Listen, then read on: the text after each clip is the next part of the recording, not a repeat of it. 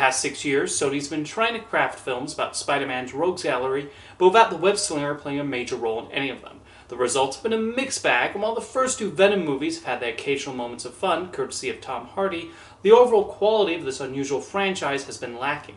Now comes the latest and supposedly final entry of this experiment, Kraven the Hunter, and it's once again a muddled and not particularly entertaining ride, although Aaron Taylor-Johnson does attempt to make something out of it and is the only person who comes out unscathed.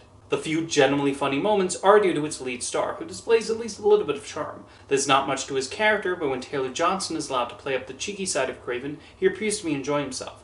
There are a few sparks in his performance that bring smiles, especially the way he messes with others he comes across. However, for some strange reason, he disappears for large chunks of the movie. After the enjoyable prison break action sequence that opens the film, we get an extended backstory that goes over how he got his super hunting abilities. It's such a bizarre decision to give us our main star and then not see him for a while. It initially seems like Kraven the Hunter might have an anti-poaching message, but then the film immediately does away with it to turn this into a generic superhero movie. Unfortunately, the other characters who populate this movie add little to the proceedings. The film struggles to show the connection between Kraven and his brother, and Russell Crowe is given little to work with as their demanding father. Around Bose is similarly underwhelming as one of Kraven's only friends, and outside of a few scenes, Calypso is otherwise completely pointless. The worst material is given to the two villains, because apparently having one boring villain was not enough. Alessandro Nivola gives quite possibly the most perplexing performance this year, complete with strange accent and ridiculous overacting. There's nothing interesting or intimidating about his villain, and the same applies to the foreigner.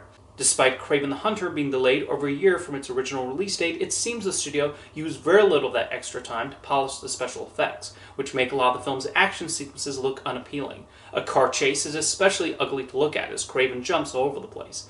At a certain point, that lacks any kind of engagement in the thin story he's been thrown into. Most of these Spider-Man adjacent films have been extremely underwhelming, and Kraven the Hunter can be added to the list as well. While not nearly as boring as Morbius or as absurd as Madam Web, this film still falls far short in being an enjoyable anti-hero movie. Aaron Taylor-Johnson is certainly giving it his all, and when he's allowed to have a bit of fun with his character, he does a decent job. However, that's not enough to save the uninteresting story and stale action sequences he's a part of, along with the characters he's saddled with interacting with. This has become a bizarre series of films that have amounted to very little outside of memes, which is certainly one legacy to have. However, what we're left with are movies that bring little real entertainment value.